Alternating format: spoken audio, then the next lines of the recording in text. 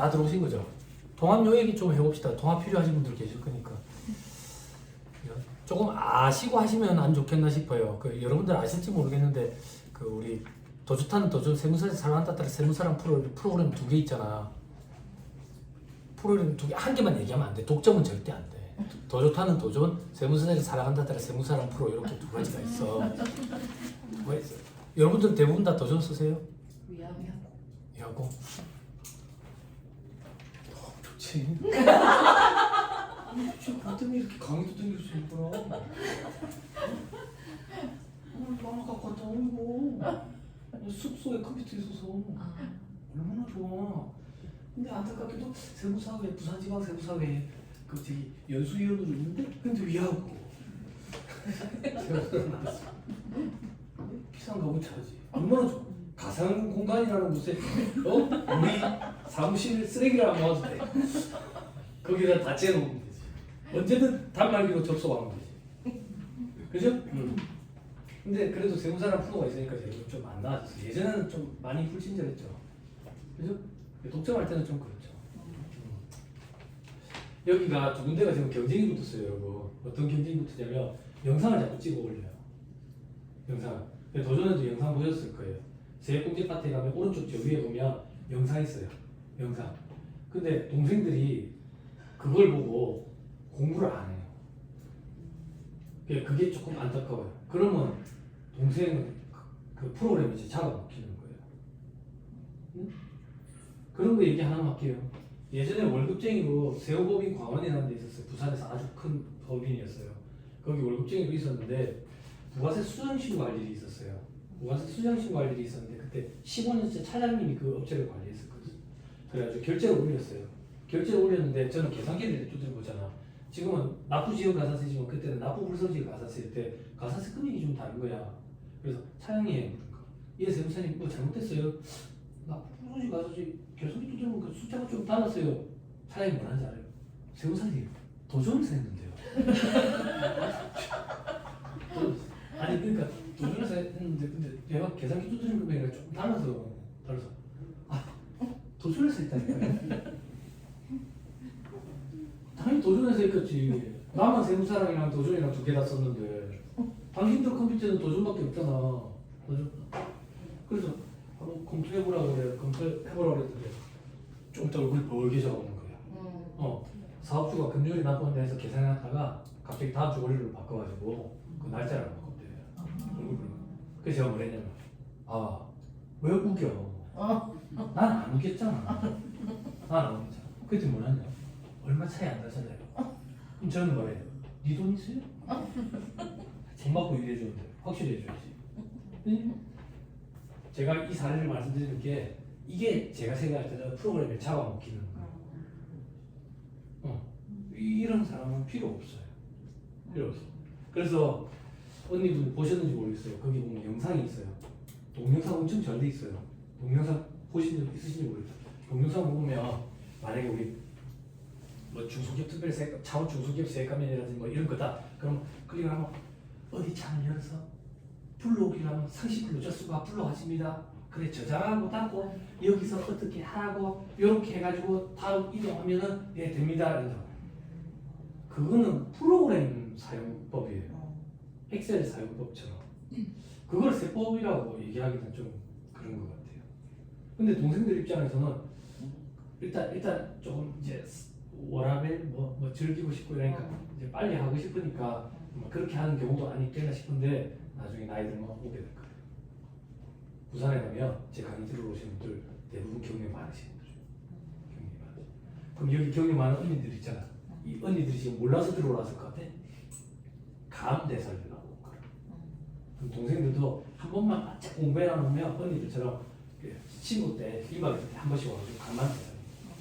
아니면 백이사님한테 부탁을 하세요. 백이사님한테.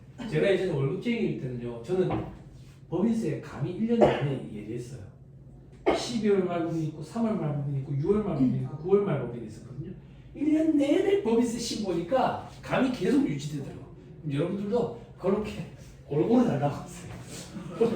1년 내내 법인세 신고하고 있고 그러면 교육 안 눌러준다고. 근데 우리가 신고가 1년에 한 번밖에 없으니까 자꾸 까먹지. 자, 통합고용세액공제. 정부에서는 2022년 이런 거 보지 말고요. 개정을 통해 가지고 고용지원 관련 세액공제 제도를 통합 단순화할게. 그 전에 복잡하긴 했어. 그지? 그럼 요게 좀 이제 일률적으로 사후관리 규정을 적용을 한다, 안 한다 이러면 되는데 또 사회공제 세액공제는 걔네는 게 없었잖아. 근데 이게 좀 복잡했다. 복잡했어요. 그래서 통합고용세액공제 제도를 신설을 했다. 그럼 뭐가 합쳐진 건데? 동생들 한번 봐봐. 고용증대 세액공제라는 거. 그리고 사회보험료 세액공제. 이거 4대 보험 이거 줄여주는 거. 그리고 경력단절 여성 세액공제. 경력단절 여성들 재채용하게 되는 경우. 그리고 정규직 전환 세액공제. 육아휴직 복귀자 세액공제. 요거를 다 합쳐가지고 통합고용세액공제 얘기했다. 따라오고 계시죠? 자, 그 밑에 통합고용세액공제는 소비성 서비스업을 제외한 모든 기업. 우리 조특법상 중소기업의 범위는 이제 소비성 서비스업을 제외하잖아. 이거 조금 더 세부화 시켜놨거든. 아무튼 호텔업, 주점업 이런 데를 제외하고는 중소기업이 다 될 수 있지. 그래서 봐봐. 그래서 그런 일이 생긴 거야. 동생들 봐봐. 예전에는 중소기업이 안 됐었는데 소비성 서비스업을 제외하고 다 중소기업이 될 수가 있는 거야. 그렇게 조특법이 개정을 일으키니까 부동산 임대업이 중소기업이 될 수 있게 되어버렸어. 그래서 부동산 임대업자들이 중소기업으로 법인을 꾸려가지고 적대비 막 흥청흥청 쓰는 거야. 경기 처리하고 업무 수익자 막 타고 다니는 거야. 그래서 적대비 한도에 50%를 곱하지. 50%를 곱하면 0.5를 곱하는 거야. 50을 곱하면 안 돼. 한도가 반으로 줄어들지. 그러면 제재를 가하는 거야, 혜택을 주는 거야. 제재를 가하는 거지. 또 어떤 거? 업무 수익자. 감가상각비 한도 얼마? 400. 그지? 또 처분손실 한도 얼마? 400. 그지? 저거 주행일지 안 썼대. 주행일지 안 쓰면 우리 1,500까지는 인정이 되잖아. 근데 500만. 왜? 1,000까지 인정될 때 500이었는데 1,000이 1,500으로 준다 했고 이 500은 그대로 있지. 그지? 부동산 임대업을 주거로 하는 뜻. 우병법 적용 대상법이. 그죠? 우병법 적용 대상법이 알죠? 사람 이름 붙여서 우병우. 그죠? 부동산 임대업을 주업으로 하면서 최대 주주와 특수관계에 있는 자들의 지분 비율을 합계 50%를 초과해. 그런 건 대부분 다 가족 기부요. 저끼리 다 해먹는 거지. 그리고 상시 근로자 수가 5명 미만이야. 그 가족을 제외하고 상시 근로자가 5명 미만이라고. 없다 그 얘기야, 직원이 거의. 근데 그 상시 근로자 수에는 3.4% 이런 사람들 말고 계약직 말고 4대 보험으로 정규직으로 4대 보험 신고가 들어가 있고 원천세 신고가 들어가는지 확인이 돼야 돼. 그렇게 가족 기업 보면서 흥청망청 쓰는 거지. 그런 경우에 우병우 일가 친척들 때문에 생긴 법이다 이래가지고 우병우법 이렇게 표현한다고 이거라고 했어. 김영만 법처럼. 그럼 우병우법 적용 대상 부동산 임대업법인한테 어떤 제재를 또 가해요? 업무 수임자 규정 이것뿐만 아니라 그리고 적대비뿐만 아니라 또 어떤 제재를 가해요? 그거 대답해 주시는 분 집에 가도 돼. 근데 사무실에 전화 안 할게. 사람이 없네요. 이런 전화 안 할게. 전화 안 할게. 집에 가도 돼. 물론 저는 강의를 계속 하고 있겠죠. 성실신고 적용하지. 성실신고. 법인세법에도 성실신고가 있죠. 그죠? 자, 계속 보자. 자, 그래서 이런데 적용을 한다. 이때 소비성 서비스업 밑에 보니까 호텔업, 여관업, 주점업, 주점업 이런 걸 제외하고 밑에 보니까 최저한세 적용하고 농특세 과세한대. 농특세는 농어촌 특별세예요, 동생들. 농어촌 특별세는 뭐냐면 세금 감면 공제 혜택을 받았어. 극단적으로 할게. 내가 올해 사출세액이 1,000만 원인데 세금 감면 공제 혜택을 1,000만 원을 다 받았어. 그럼 내가 낼 세금이 있어 없어? 어찌 기분이 좋아 나빠? 기분이 엄청 좋지. 그렇게 기분이 좋을 때 공제 감면 받은 그 중에 20% 정도를 농어촌 발전기금으로 좀 내놔라. 이게 농어촌 특별세고, 농어촌 특별세는 일몰 기한이 정해져 있는 조문인데 2024년 말까지가 일몰 기한인데 요번에 개정안 올라간 거 보고 다시 10년 연장됐어. 10년씩 연장해요. 10년씩. 최저한세는 그러면 뭔데요? 여러분들이 창을 열고 불러오게 하고 저장하고 닫는 그거. 아니, 무시하지 마세요. 나는 최저한세 걸려본 적 있습니다. 아무리 공제 감면을 많이 받더라도 세법상으로 최저한 요 정도는 내라. 요게 최저한세. 최저한세. 공제 감면을 많이 받다 보면 최저한세 걸리는 경우가 생깁니다. 나는 공제 감면을 많이 받는데 최저한세 걸리는 경우가 없던데 최저한세 적용 대상이 아닌 공제 감면을 받았기 때문에 그럴 가능성이 커. 그렇죠? 자, 밑에 다시 통합고용세 공제는 최저한세 적용 대상이고 농특세도 과세 대상이다. 다음 페이지. 기본공제 금액 돼 있죠. 일단 고용중대 세액공제보다 당장 금액도 크죠. 자, 우리 이렇게 하기로 했어요. 지방의 중소기업만 보자고. 그죠? 자, 지방의 중소기업 청년 등이라고 표현하지. 청년 등은 1,550. 그지? 나머지는 950. 그럼 청년 등에는 청년 정규직이어야 돼. 계약직은 안 된다고요. 그리고 청년의 범위는 어떻게 되는데? 만 34세까지. 만 34세. 근데 고용중대 세액공제는 만 29세까지 있지. 그지? 법이 같이 개정이 됐어. 같이 개정이 됐다는 얘기가 뭔데? 조특법에 있는 청년들은 무조건 만 34세로 다 바뀌었어 이제. 만 34세. 근데 군대 장교 기간 6년 포함시켜줘. 그러면 장교로 군을 제대했으면 60까지, 아니 40까지. 그래도 이제 더 이상 청년이 될 수가 없다. 자, 그리고 장애인, 그리고 60세 이상자, 그리고 경력단절 여성. 그죠? 경력단절 여성. 제가 이거 경력단절 여성들 그리고 복귀하는 거 있잖아요. 이 조문 처음 나왔을 때 이런 게 참 쓸데기 없는 조문이다 이런 얘기했던 기억이 나. 왜? 그만뒀어. 그만뒀는데 좋게 그만뒀겠어? 근데 어떻게 그게 복직을 해? 그냥 그럴 수도 있겠지. 그렇지만 복직이 안 된다. 그렇지만 복직이 안 된다. 왜 복직이 안 된대? 자, 여기가 아주 의리 있는 회사라고 가정할게. 의리 있는 회사에 이번에 출산 때문에 휴직한다며. 근데 내 의리하지? 기다릴게. 책상 좀 그대로 놔둬. 화장실 일부러 책상 치우지 않고 그대로 놔둘게. 그리고 당신이 하는 일을 우리 세 명이서 나눠가지고 같이 할게. 이 세 명이 그만둬. 이 세 명이 그만둬. 그럼 어떻게? 임시로 한 명을 데려다 놔야지. 그지? 근데 복직할 때 되면 이 임시로 데려다 놓은 애가랑 손이 더 잘 가자. 손발이 더 잘 가자. 그래서 이런 경우가 극히 드물지. 그래서 제가 실무적으로 이런 일이 있겠어요? 이렇게 얘기했다고. 근데 그런 얘기를 기획재정부에서 들었나 봐. 그래서 중분류로만 같은 데 가면 되지. 대, 중, 소, 세, 세세분류 중에 중분류로만 같은 업종으로 가면 된다. 그래서 욕도 자꾸 해야 되다가 들어가지고 던지면. 자, 그다음 밑에 추가 공제 금액 돼 있죠. 정규직 전환, 육아휴직 복귀했을 때 이렇게 해준다더라. 자, 밑에 기본 공제 금액이 돼 있죠. 그죠?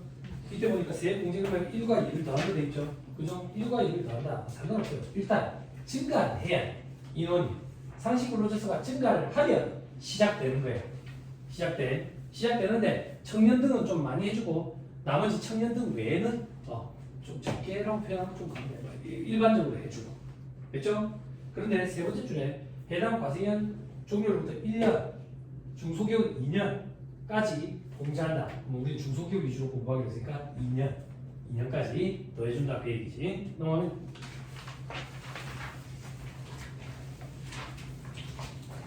자, 그럼 다음에 관사를 보내. 상시 근로자는 누구냐 이거예요. 상시 근로자. 여러분들이 그 상시 근로자 수 계산하는 서식이 생겼잖아. 그거 뭐 때문에 생겼지? 중소기업 특별세액감면 때문에 생겼지. 그지? 갑자기 생겨가지고 얘기도 들은 적도 없는데 마감을 안 하는데 더 좋다면 더 좋고 세무사들이 사랑한다. 세무사라포가 마감을 자꾸 안 시켜주는 거야.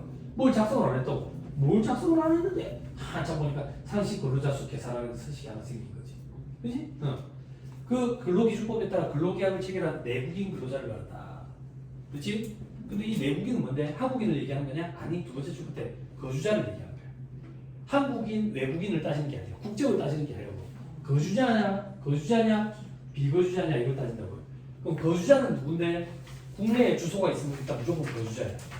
주소가 없으면 주로 거주하는 장소를 거소라고 얘기해. 1년이 며칠이에요? 2년이 아니면 365일. 2로 나눠보세요. 며칠이에요? 182.5. 그거보다 많은 건 183일이죠. 그죠? 1년에 183일 이상이면 거소가 있으면 거주자야. 언니들 이 과세기간 동안 183일 이렇게 기억하면 돼. 그 개정된 지 몇 년 됐어요? 1 과세기간 동안 183일 이상이요. 과거에는 2년에 183일이었어. 2년에. 자, 그 다음 동그라미 1번 근로계약 기간이 1년 미만인 근로자 이런 사람들은 제외된다고.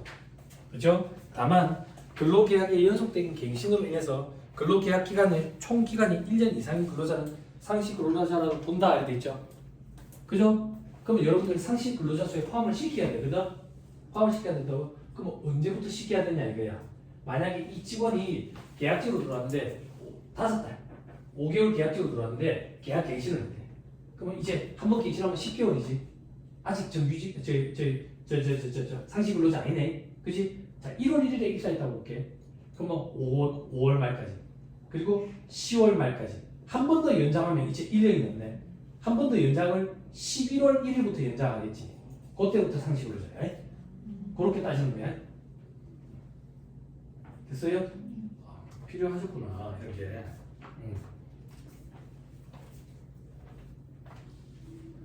됐죠? 자, 그 다음 동그라미 어디까지 했죠? 동그라미 2번. 단시간 근로자도 안 돼. 단시간 근로자. 근데 동생들이 단시간 근로자가 어떤 사람인지 모르더라. 단시간 근로자는 짧을 단자거든. 짧게 일하는 사람. 그래서 동생들이 물어보더라. 얼마나 짧게 일해야 되는데요? 그러더라고. 얼마나 짧게 일하는 게 단시간 근로자가 아니라 상대적으로 짧게 일하는 사람이 단시간 근로자야. 같은 부서가 다 8시간 일하는데 이 사람만 6시간 일하면 이 사람이 단시간 근로자인 거야. 그렇게 보는 거야. 단시간 근로자는. 됐죠? 회계 사무실은 유연하니까 그렇게 많이 움직이잖아. 애기 엄마라든지 뭐 이런 경우에는 좀 그래 하잖아. 그지? 저는 뭐 애기 엄마는 없었지만 10시 출근. 9시 출근하니까 8시 50분 머리 축 다져가지고 얼굴 가부키 이제 그처럼 생겨서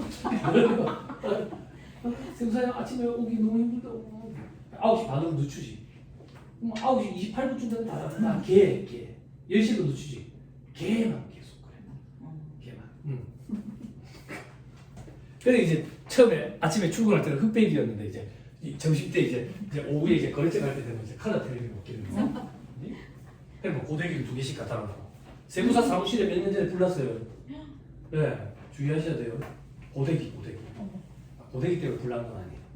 네, 불난 건 아니에요. 주말에 불이 났는데 그 세무사님 자리에서 둘이 시발점 거기인데 그 건물주가 화재보험 가입을 안 해가지고 없었어요. 그래서 세무사회에서 성금 모금하고 갔었어.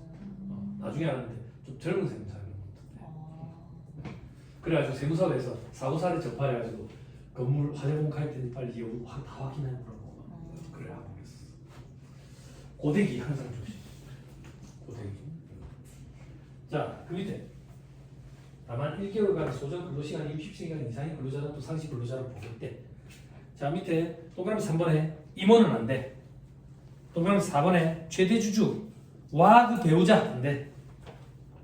그렇죠? 동그라미 5번 그 사람들과 특수관계 있는 사람들 안 돼. 동그라미 6번 근로소득 원천징수부에 의해서 근로소득세를 원천징수한 사실이 확인이 안 된대. 그러니까 원천세 신고도 들어가고 있어야 된다 그 얘기야. 됐죠? 그리고 다음 해에 해당하는 금액이 납부사실도 확인되지 아니하면 안 된대. 국민연금 그리고 건강보험. 근데 나이 때문에 국민연금 안 들어가는 사람 있죠? 그런 사람은 제외. 당연히 그래야 돼야 안 될까? 그지? 요즘에 노년층 시험률이 굉장히 많이 증가했거든요. 어떻게 보면 또 안타까운 시대 상황인데 물론 그것 때문에 이제 즐겁게 일을 하면 좋은데 제가 잠깐 쉬는 시간에 화장실 간다고 보니까 옆에 뭐 경비 교육이라고 있어요. 어르신들 엄청 많으시던데. 우리나라 참 안타까운 게 나이를 들면 들수록 여성들이 일자리가 도리어 더 많아요. 남자들보다. 그리고 그죠? 연배가 어느 정도 되신지 모르겠지만 40대 후반, 50대 초반에 현직에서 일할 수 있는 직종이 과연 몇 개가 되겠어요? 그 중에 하나가 이거예요. 이게 괜찮아요. 그리고 회계사나 세무사 라이센스를 안 갖고 있는데도 불구하고 똑같은 프리랜서 아니에요. 그죠? 우리가 어떻게 프리랜서입니까? 야, 이제 해외여행 가서도 접속할 수 있죠. 일과 놀이의 경계가 무너졌다고. 전부 다 일이 돼버렸지. 아무튼 간에 그렇게 따지면 참 괜찮죠. 자, 밑에 발마르건의 청년 정규직 근로자 보세요. 34세까지 경영을 이행한 경우에는 뭐 6년이나 해준다더라. 그렇죠? 근데 다음은 제외. 동그라미 1번 기간제 단시간 이런 거 제외. 그리고 파견 근로자도 제외. 그리고 동그라미 3번은 뭐 청소년들이 돼 있죠. 자, 그다음 장애인. 자, 그다음 다른 거는 여기 장애인은 뭐라고 표현해야 되지 우리가? 여기 장애인은 진짜 장애가 있으신 분들, 등급이 있으신 분들, 그거랑 헷갈리면 안 돼. 여러분들 우리 그거 있잖아. 저거 용어가 갑자기 기억이 안 난다. 우리 연말정산할 때 인적공제, 추가공제 있잖아. 네. 추가공제, 경로대장공제, 장애인공제, 분여자공제, 한부모공제. 그때 장애인이지. 그때 장애인은 장애인뿐만 아니라 중증 질환자도 된다고. 그래서 암환우라든지 뭐 이런 몇 개 질병에 해당하는 암이 우리나라 질병 사망률 1위에 한 집 걸러서 한 집마다 암환우가 있는 거야. 이 연말정산 때 그런 걸 안내를 좀 해줘야 돼. 암으로 돌아가시게 되면 장애인 증명을 빨리 받아가지고 장애인 소득공제 200만 원 추가로 받을 수 있도록 그렇게. 네. 근데 여기는 진짜 장애인 등급. 제가 잘은 모르지만 예전에 등급이 5개로 나눠져 있었는데 3개로 이렇게 통합했다고 들었어요. 그다음 알베르 4번은 60세 이상 근로자, 그죠? 여기에 포인트는 근로계약 체결일 현재 60 이상이어야 돼. 일을 하다 보니까 60이 넘어버렸다 이런 게 말고, 그죠? 청년도 체결일 현재 청년이면 돼. 그 이후에 나이가 들어가지고 노인이 돼버렸다 뭐 이런 거 말고, 그 체결 시점에 청년이면 돼. 자, 그다음 단가 5번에 경력 단절 여성도 있죠, 그죠? 동그라미 1번에 두 번째 줄 중분류가 같은 건데. 언니들이 계시니까 좀 도와주세요. 동생들 물어보면 부끄러워 대답을 잘 안 하는데 언니들이 있으니까. 여기 지금 2개 사무실에서밖에 안 오셨잖아. 여기 제일 막내 동생은 경력이 얼마나 되는데요? 아 여기에요? 아 죄송합니다. 죄송합니다. 제가 선입견이죠. 제가 정말 옛날 사람이에요. 머리 교체돼요. 집에 와이프 머리랑 좀 교체. 얼마나 되셨어요? 2년. 2년? 그래도 결산 그러면 2번 돌리고 있어요. 네. 그럼 막내 아니지. 네? 아 혹시 뭐 언니도 물도 떠다 주고 그래? 그런 거 없죠. 아니 저기 부산에서 강의하고 보면 20년 차가 계시는데 2달 된 사람이 와 있고 막 이렇거든요. 그럼 제가 누가 보냈냐고 물어보거든요. 잘 받았다고 언니랑 바꿔서 와야 되는데. 괜찮습니다. 자, 계속 또 봅니다. 경력 단절 여성들의 중분류라고 되어 있는데 나중에 한번 검색해 보세요. 그 저기 통계 포털 사이트에 들어가면 제일 처음 보이는 게 대분류. 그걸 클릭하면 중분류. 그걸 클릭하면 소분류, 세분류, 세세분류. 중분류만 다른 회사에 가면 돼. 참고 삼아. 그럴 시간이 없을 것 같으니까 지금 얘기할게. 창업 중소기업 세액감면 굉장히 큰 혜택이라고. 특히 청년 창업. 신규 창업을 하면 또 적용을 받는다. 근데 신규 창업이 아니라 기존 업의 확장의 개념이면 적용을 못 받는다고. 그러면 신규 창업, 다른 업을 하는지, 그거는 어떤 기준으로 판단하는데 세분류가 돼. 세분류. 그거는. 음식점으로 따지면 한식집, 중식집은 세분류가 달라. 창업 중소기업 세액감면 적용하는 거죠. 자, 그다음. 사유는 뭐 동그라미 2번에 뭐 이런 사유들이 있죠, 그죠? 근데 여기에 보니까 그런 거 있어요. 자녀 교육의 사유도 있더라. 그지? 아 그래. 어디서 자녀 교육해야 되는 거에 아니 안 그렇더라. 저 밑에 동그라미 미음 봐. 미음. 초중등 교육법에 따른 학교 어쩌고 이렇게 있죠. 그죠? 초중등 교육법에 따른 게 초등학교, 중학교, 고등학교야. 고등교육법에 따른 게 대학이라고. 그러니까 고등학생까지도 애들 학교 때문에 이렇게 학업 때문에 단절되는 경우도 사유에 집어넣어 주겠다고. 되나요? 미혼 여성분 계세요? 미혼? 결혼 다 했어요? 결혼 아직 안 했어요? 그 애 낳으면 애기 키우시는 분 계세요? 애기 키우시는 분? 애 낳으면 여자들 경력 단절된다 하잖아. 근데 와이프가 애들 출산했는데 저는 애 둘인데 와이프가 제가 장가가 좀 늦은 편이라 가지고 별밤 둘을 빨리 낳아줬어요. 그래가지고 애 둘을 키우는데 어린이집에서 애를 저녁에 7시 반까지 봐줘. 무슨 경력 단절된다는 얘기야. 애들 안쓰러워서 그러나 초등학교 가는 순간 무조건 단절돼요. 12시 반에 데리고 와야 돼. 애를 집에. 그러니까 이게 참 그렇구나. 다 같이 연계돼가지고 돼야 되는데 어린이집에서 7시 반까지 애를 봐줘도 초등학교 들어가는 순간 안 되는구나. 그러면 이제 소득 수준을 둘이 비교해가지고 막 그렇게 돼요. 지금 와이프가 저보다 더 많이 벌거든요. 제가 잘릴 뻔했어요. 그 당시에 제가 좀 더 벌고 있어서 1000만 나이. 그게 좀 안타깝죠. 그런 게 좀 바뀌어야 되는데 그래 안 하고서는 안 되죠. 돈 뭐 1억 준다 그러면 알아서 키우겠습니까? 힘들죠. 자, 들어보세요. 넘어가보세요. 그리고 동그라미 3번에 최대 주주와 특수관계인이 아니어야 되고 상시 근로자 수 계산돼 있죠. 그죠? 상시 근로자 수는 매월 말 근로자 수를 개월 수로 나눠요. 이런 거는 프로그램에서 알아서 지가 해주는 거예요. 됐죠? 근데 두 번째 줄에 100분의 1 미만의 부분은 없는 것으로 한다 돼 있죠. 그죠? 자, 이래 나오면 참 힘들죠. 학교 졸업한 지 오래되면 힘들어. 그냥 소수점 둘째 자리까지. 응? 그렇게까지 한다. 그래서 밑에 반감이 이번에 단시간 근로자는 안 들어간다 했죠. 그죠? 근데 소정 근로시간이 60시간 이상의 근로자는 0.5명으로 돼. 반을 잘라버리는 거야. 근데 요거를 모두 충족하면 또 4분의 3을 해주겠대. 4분의 3. 자, 다음 페이지 반가로 3번 따라오고 계시죠? 네. 창업을 하면 어떻게 되냐 이거예요. 뭘 어떻게 하는데?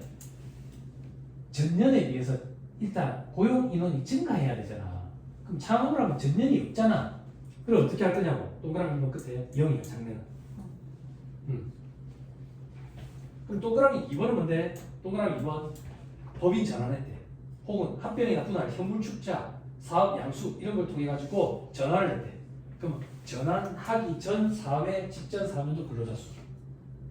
어느 경우까지요? 개인 사업자로다가 법인으로 바뀌었어. 그 개인 사업자일 때 상시 근로자 수가 전년도야. 됐죠? 그죠? 자, 밑에 사후관리 2차년도, 3차년도 공제 배제돼 있죠? 그죠? 어떨 때 공제 배제하는데 일단 사람이 줄었어. 그러면 스톱하고 누가 줄었는지 봐서 개내기 시작하는 거지. 안 개낸다면서 그건 아직 확정이 안 된 거예요. 왜 몰라요? 그러면 세무사님 만약에 그게 확정이 되면 어떻게 될까요? 이건 제 추측인데 법은 원래 소급 적용을 안 하잖아. 그럼 2024년 걸 가지고 우리가 2025년에 신고할 때는 개내는 규정을 적용하겠지. 근데 납세자한테 유리한 규정이면 소급 적용을 하는 경우가 간혹 있거든. 경기도 안 좋잖아. 그렇지? 그래서 지지율도 안 좋고 그런데 그렇게 해주면 우리가 일할 때 참 편해질 것 같은데. 그죠? 기대를 좀 해봅시다. 넘어갑니다. 이거 왜 자세히 안 보는데 넘어가세요. 뒤에 숫자 넣는 게 있거든요. 숫자로 눈으로 보면 확 와. 그리고 625페이지 사후관리에 반감 1번에 2차연도 동그라미 1번 전체 상시 근로자 수가 감소하는 경우 전체 상시 근로자 수는 감소하지 않으면서 청년이 감소했대. 그지? 전체 상시 근로자 수는 감소 안 했는데 청년이 감소했대. 이건 무슨 말이야? 이 얘기야. 직원이 10명이었거든? 10명이었는데 상시 근로자 수는 2명이 늘었대. 12명이 됐대. 근데 청년은 원래 5명이었는데 2명이 됐대. 그럼 청년은 3명이 줄었잖아요. 그지? 근데 상시 근로자 수는 2명이 도리어 늘었네. 그러면 이 경우 아니네. 반대로 얘기했네. 자, 상시 근로자 수는 10명에서 13명이 됐어요. 10명에서 13명이 됐는데 청년은 2명이 줄었대. 그러면 이렇게 생각하면 돼. 청년 중에 2명이 나이가 들었구나. 그리고 나이 든 사람을 한 명 뽑았구나. 이렇게 생각하면 편해. 그리고 걔낼 때 청년과 청년이 아닌 사람의 갭 차이로 2명분을 깨내는 거지. 표현이 너무 몰상식. 토해낼 때 그렇게 토해내면 되지. 그죠? 조금 버티세요. 뒤에 예제가 케이스별로 다 돼 있어. 숫자를 넣으면서 눈으로 보면 눈이 확 와. 다음 연도 3차년도도 그런 일이 벌어진다. 다음 추가 공제 금액. 정규직 전환자 추가 공제 돼 있죠? 그죠? 네. 박스 안에 보니까 1,300만 원 말이 돼 있네. 그죠? 정규직 근로자로 전환이 되면 된다. 그러면 비정규직 근로자는 뭔데? 뭐 이런 사람들이다. 기간제, 단시간, 파견 뭐 이런 사람들이 정규직으로 전환이 되면 그렇게 해주겠다. 근데 공제 배제해 보니까 상시 근로자 수가 줄어들면 안 해준다. 그러니까 올스톱이야. 상시 근로자 수도 줄어드는 수가 올스톱이라고. 올스톱. 자, 다음 육아휴직 복귀자 추가공제 복귀하면 1,300일 해준다네. 그죠? 반감 이번에 육아휴직 복귀자는 다음 요건을 충족하는 사람을 말한다. 1년 이상 근무를 했었어야 되고 그리고 원천세 신고가 들어갔었어야 된다. 그리고 육아휴직 기간이 연속해서 6개월 이상 있었어야 되는데 그리고 특수한 기간이 있으면 안 되는데 네.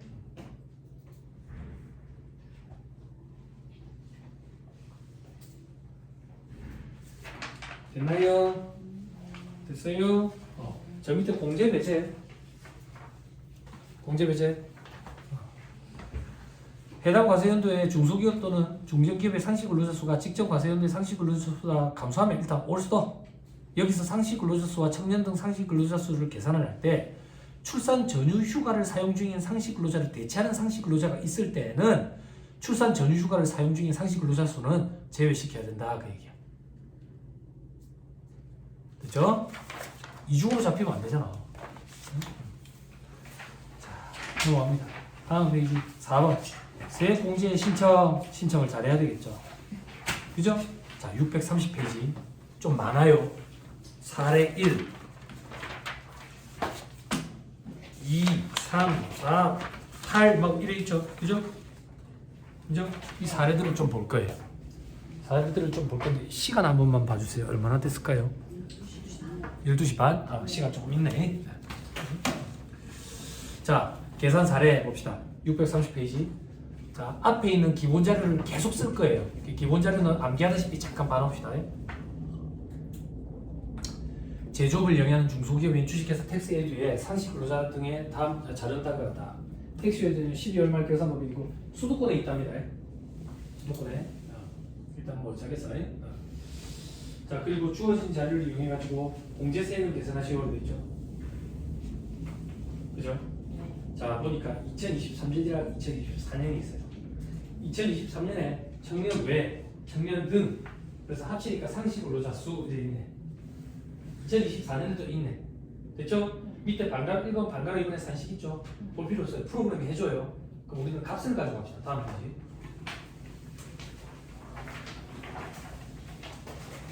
(2023년에는) 청년이 4명, 청년 외에 8명. 청년 외라는 얘기가 나이 많다 이래 생각하면 안 돼요. 제가 동을 섞어서 그런 거지.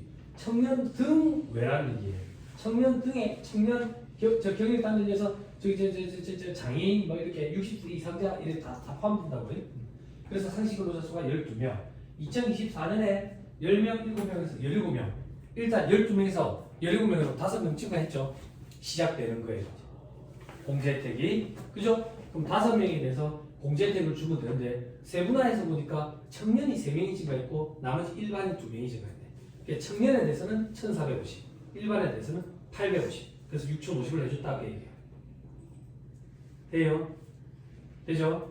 자, 밑에 사례 2로 갈게요. 제조업을 얘기하는 어쩌고저쩌고 돼 있죠? 2023년 자료가 좀 다릅니다. 상시 근로자는 30명, 청년은 20명, 청년 외 10명. 2024년 60명으로 일단 증가했네. 청년도 증가했고 청년 외도 증가했네. 2025년 감소했네. 올스톱이야. 올스톱. 근데 청년이 감소했네. 깨내야 돼. 깨내야 돼. 그지? 그죠? 자, 밑에 2024년에 공제세액 돼 있죠. 2024년은 2023년에 비해서 30명이 증가했어요. 청년이 20명 증가해서 1,450이에요. 청년회가 10명 증가해서 850이에요. 그래서 합치니까 금액이 얼마예요? 3억 7,500. 이거 머릿속에 잠깐만 담아주세요. 3억 7,500. 됐죠? 자, 그 다음 2025년으로 갑니다. 2025년에 1차 연도 공제액 돼 있죠. 이건 뭔데? 일단 올스톱 된다고. 감소되니까. 감소했잖아. 그치? 그리고 2차 연도 공제액 이것도 없어. 됐죠? 그리고 개내야 돼. 왜? 30명이 증가했다고 공제를 받았는데 6명이 줄어버렸잖아. 근데 그 6명이 청년이 4명이고 청년 외가 2명이네. 그치?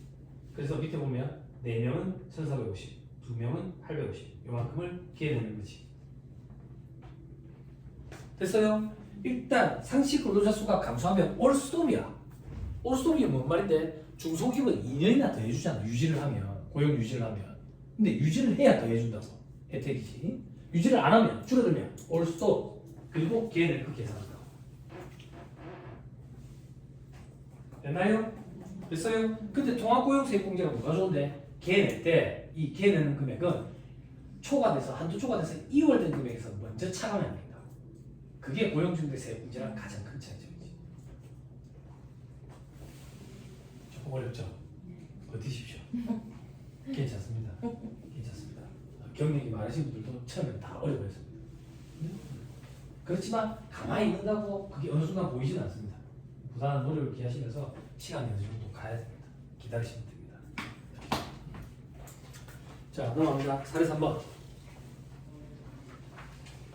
자, 눈으로 보세요. 2023년에 30명, 2024년에 60명. 똑같죠? 여기까지 똑같아요. 그럼 또 3억 7,500 공제 받을 거예요. 그죠? 근데 2025년이 달라져요.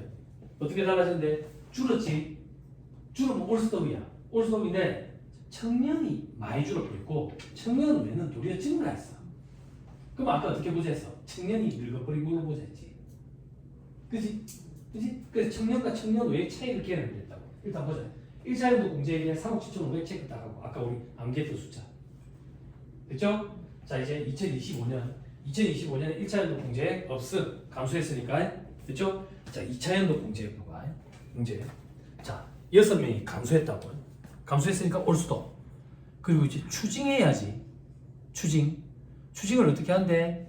6명이 감소했지. 6명. 6명이 감소하니까 지금 청년은 10명이 줄었네. 10명. 그죠? 근데 청년 10명 줄었는데 청년 외는 4명이 늘었죠. 그죠? 그러면 청년 중에 4명이 청년 외가 됐다라고 보면 된다 했죠. 나이가 들어서. 그러면 청년은 공제를 많이 해주고 청년 외는 공제를 적게 해주잖아. 그 차이를 깨내는 거예요. 그래서 4명에 대해서 청년 1450과 청년 외 850의 차이를 깨내요. 됐어요? 그리고 6명 청년에 대해서 1450만 그렇게 해요. 이 얘기예요. 이 얘기. 아, 물론 스트레스 안 받아도 이렇게 프로그램이 지가 계산해. 프로그램이 계산을 해주는데 근데 우리는 이걸 읽고 검토할 줄 알아요. 읽고 그냥 가정을 해볼게. 업체 사장이 이런 거에 대해서 어디서 들었어. 아침에 사장들끼리 공치다가 이걸 들을 거야. 그래서 전화가 왔어. 전화 왔는데 내가 이번에 6명이 줄었는데 청년은 10명이 줄었고 일반은 4명이 증가했는데 그럼 어떻게 깨내는 거야? 그랬을 때 우리 담당자가 사장님 뭐 그런 걸 물어봤어요. 도수탄 세무사 사람 따서 세무사랑 프로 알아서 계산해 준대. 계산해가 깨내라면 내도 되지. 이게 안 되잖아. 안 되잖아. 네, 그럴 때.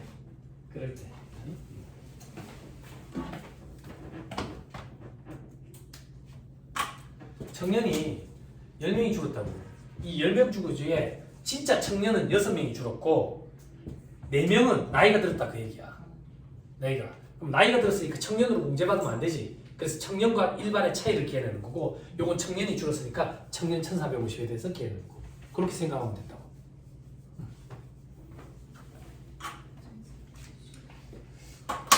읽을 수 있으면 참 좋겠습니다. 여러분 힘들더라도 이걸 읽지 못하고 프로그램 맞겠지.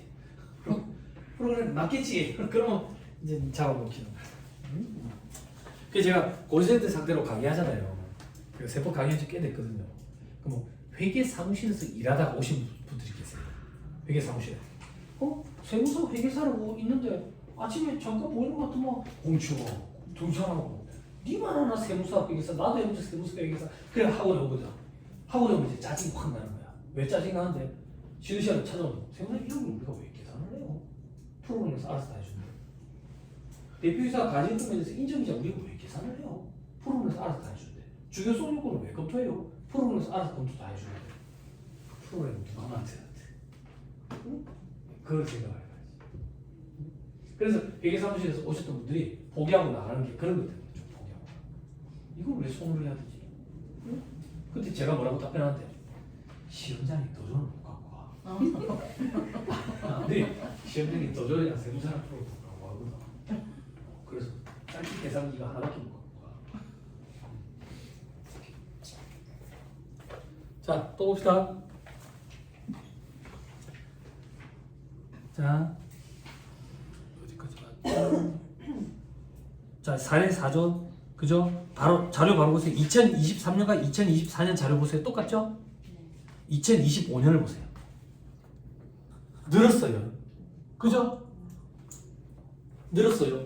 그럼 요 생각해야 돼. 늘었네. 그러면 2024년에 공제받은 거 고용인원이 유지됐으니까 추가로 또 한 번 더 해주겠네. 그리고 2024년에 비해서 2025년에 상시근로조사가 증가했으니까 또 새로운 게 하나 시작되겠네. 그지? 그지? 자, 넘어갑니다. 조금만 더. 근데 5명이 증가했는데 청년은 감소했어. 청년은 왜 증가해야 되네? 그지? 자, 넘어갑니다. 자, 1차 연도 공제액 3억 7,500 빨리 체크 딱 하고.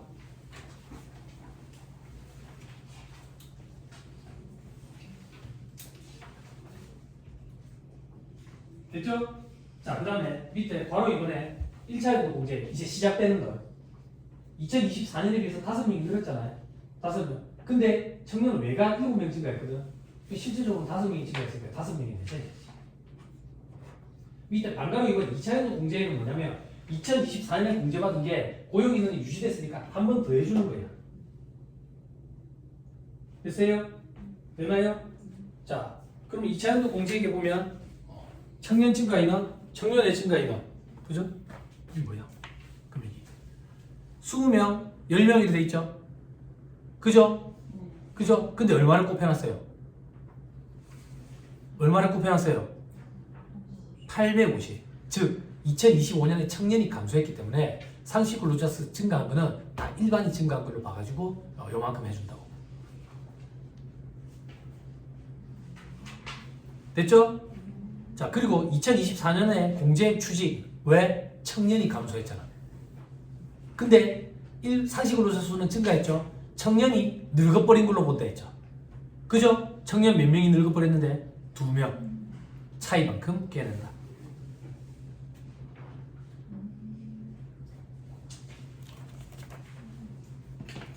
됩니까? 되나요? 시간 오버하면 얘기 좀 해주세요. 시계가 안 보입니다 제가.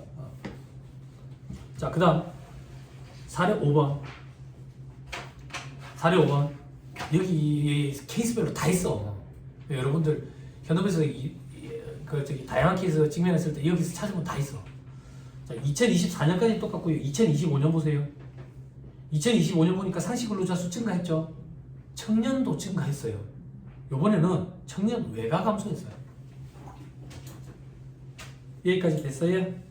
됐죠? 자, 밑에 바로 1번에 1차 연도 공제액 3억 7,500 체크 딱 하고. 됐어요? 자, 그 다음에 밑에 괄호 2번에 다시 또 시작되죠. 5명 증가했잖아. 청년은 8명 증가했는데 5명 증가했으니까 한도가 5명으로 해서 청년으로. 확인했어요? 자, 그 밑에 2차 연도 공제액 돼 있죠. 청년과 청년 외 2억 9천 8,500 돼 있죠. 더해보세요. 얼마예요? 3억 7,500. 1차 연도 그때 공제받으면 한 번 더 해준다 그 얘기예요. 됐어요? 됐나요? 상시 근로자 수가 유지가 되면 한 번 더 해준다. 청년이 유지가 되면 그대로 한 번 더 해준다. 청년이 감소하면 청년이 감소한 것만큼은 기해낸다.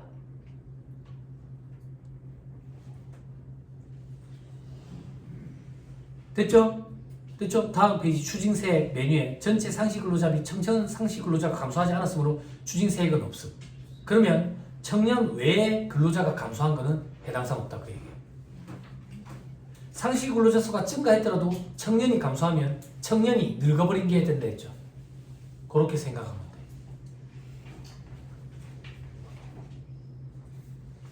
됐어요? 됐나요? 자, 4, 6번도 한번 봅시다. 4, 6번 4, 6번까지만 볼까요? 그냥 너무 많네. 한 해 더 가네. 한 해 더 가네. 그죠? 짜증나죠? 그죠? 세무사님 2026년이 웬 말입니까? 지금 그만둘까 말까 고민 중인데.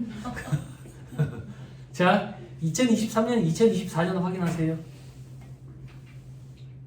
확인하셨죠? 2025년 볼게요. 6명이 줄었네요. 근데 청년이 많이 줄었네요. 청년 외는 늘었고요. 그러면 청년 10명 중에 4명은 늙어버린 거고 순수하게 6명이 그만둔 거네요. 그죠? 그죠? 자, 그 밑에 2026년이 됐어요. 더 줄었네요. 더 줄었는데 청년이든 청년회든 다 줄었어요. 됐죠? 자, 갑시다. 2024년 3억 7,500 확인하세요. 자, 밑에 이번에 2025년 1차 연도 공제세 상식을 놓쳐서 줄었으니까 올 수도. 괄호 2번 올 수도. 근데 추징해야지. 청년이 실질적으로 6명이 그만뒀고 청년이 늙어버린 게 4명이고 그래서 앞에 4명에 대해서 차이 6명에 대해서는 청년에 대해서 됐나요? 됐어요? 자, 그 밑에 2026년이 됐어요. 2026년에 또 줄었죠? 그러니까 올 수도 됐죠? 돼요 안 돼요? 됐죠? 그런데 보니까 또 줄었어요. 얼마나 줄었는데 2025년에 비해서 7명 줄었다 이렇게 보면 안 돼요. 왜? 2025년에 우리는 공제받은 게 없거든요. 2024년까지 공개받았거든요. 그거에 비해서 줄었다고. 얼마나? 13명이 줄었네요. 그죠? 13명이 어떻게 줄었는데 청년이 15명이 줄었고요. 그죠? 암산 틀리면 얘기해주세요. 청년회가 2명이 늘었어요. 그럼 청년 중에 순수하게 13명이 줄었고요. 나이 같은 게 2명이에요. 됐죠? 맨 밑에 40 보세요. 동그라미 1번 2명에 대해서 차이 13명에 대해서 1450 뒤에 빼는 건 뭔데? 1억 1100 이미 2025년에 추진된 거 요걸 뺀다고. 그럼 순수하게 2026년 것만 바로 계산하면 안 되나요? 계산해도 돼요. 어떻게 계산하면 되는데 2025년에 비해서 2026년에 7명이 줄었거든. 청년이 5명이 줄었고 청년회가 2명이 줄었죠. 5명에 대해서 1450 2명에 대해서 600 요거 계산하면 괄호 2번에 동그라미 1번 8950 나와요. 이렇게 하나 저렇게 하나 똑같아요. 됐죠? 자, 식사하시죠. 식사하시고 자, 보시죠. 경영 시작은 동생들은 오전이 좀 많이 힘들었을지 몰라요. 근데 오후에는 책 처음부터 시작하니까 부담 없이 들으시면 식사하시고 하시죠.